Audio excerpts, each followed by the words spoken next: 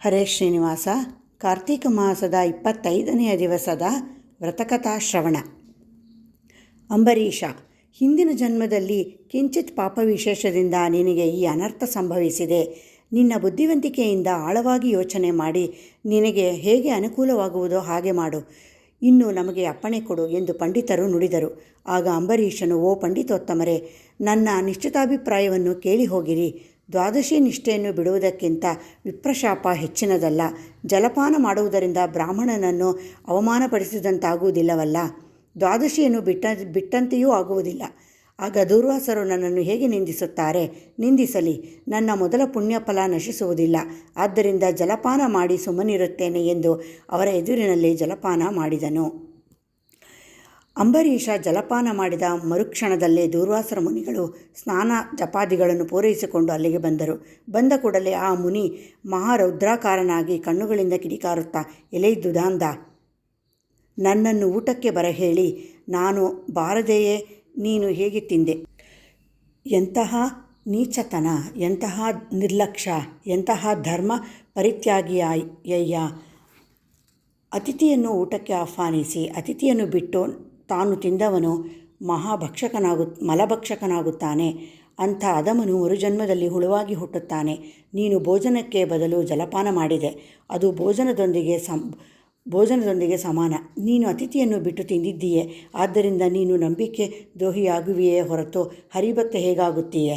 ಶ್ರೀಹರಿ ಬ್ರಾಹ್ಮಣರ ಅವಮಾನವನ್ನು ಸಹಿಸುವುದಿಲ್ಲ.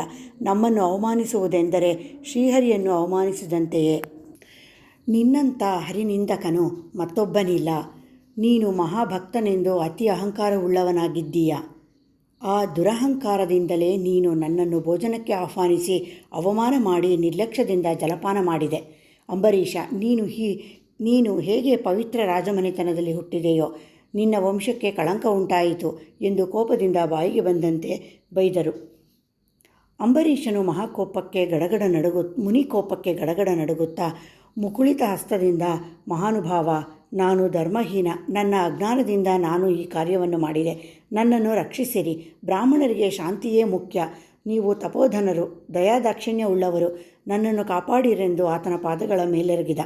ದಯಾಶೂನ್ಯರಾದ ದುರ್ವಾಸ ಮುನಿಗಳು ಅಂಬರೀಷನ ತಲೆಯನ್ನು ತನ್ನ ಎಡಗಾಲಿನಿಂದ ಒದ್ದು, ತಪ್ಪಿತಸ್ಥನಿಗೆ ಶಾಪ ಕೊಡದೇ ಇರಬಾರದು. ನೀನು ಮೊದಲ ಜನ್ಮದಲ್ಲಿ ಮೀನಾಗಿ, 2ನೇ ಜನ್ಮದಲ್ಲಿ ಆಮೆಯಾಗಿ, 3ನೇ ಜನ್ಮದಲ್ಲಿ ಹಂದಿಯಾಗಿ, 4ನೇ ಜನ್ಮದಲ್ಲಿ ಸಿಂಹವಾಗಿ, 5ನೇ ಜನ್ಮದಲ್ಲಿ ವಾಮನನಾಗಿ, 6ನೇ ಜನ್ಮದಲ್ಲಿ ಕ್ರೂರ ಬ್ರಾಹ್ಮಣನಾಗಿ, 7ನೇ ಜನ್ಮದಲ್ಲಿ ಮೂರ್ಖರಾಜನಾಗಿ, 8ನೇ ಜನ್ಮದಲ್ಲಿ ರಾಜ್ಯವಾಗಲಿ ಸಿಂಹಾಸನವಾಗಲಿ ಇಲ್ಲದ ರಾಜನಾಗಿ, 9ನೇ ಜನ್ಮದಲ್ಲಿ ಪಾಷಾಂಡ ಮತಸ್ಥನಾಗಿ, 10ನೇ ಜನ್ಮದಲ್ಲಿ ಪಾಪಬುದ್ಧಿಯುಳ್ಳ ಕರುಣೆಯಿಲ್ಲದ ಬ್ರಾಹ್ಮಣನಾಗಿ ಹುಟ್ಟುವೆ ಎಂದು ಹಿಂದೆ ಮುಂದೆ ಯೋಚನೆ ಮಾಡದೆ ಶಪಿಸಿದರು.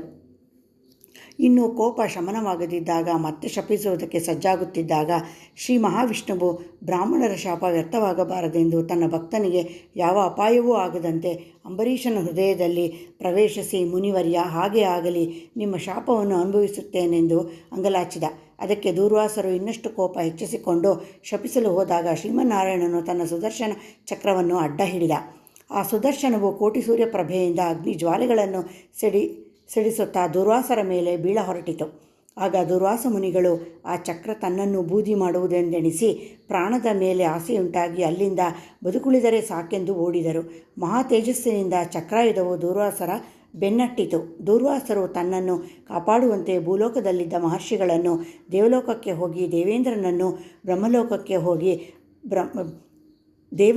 ಹೋಗಿ ದೇವೇಂದ್ರನನ್ನು, ಬ್ರಹ್ಮಲೋಕಕ್ಕೆ ಹೋಗಿ ಬ್ರಹ್ಮದೇವರನ್ನು, ಕೈಲಾಸಕ್ಕೆ ಹೋಗಿ ಪರಮೇಶ್ವರನನ್ನು ಎಷ್ಟೇ ಪ್ರಾರ್ಥಿಸಿದರೂ ಬೇಡಿದರೂ ಅವರೂ ಸಹಿತ ಚಕ್ರಾಯುಧದಿಂದ ದೂರ್ವಾಸರನ್ನು ಕಾಪಾಡಲಾಗದೆ ಹೋದರು.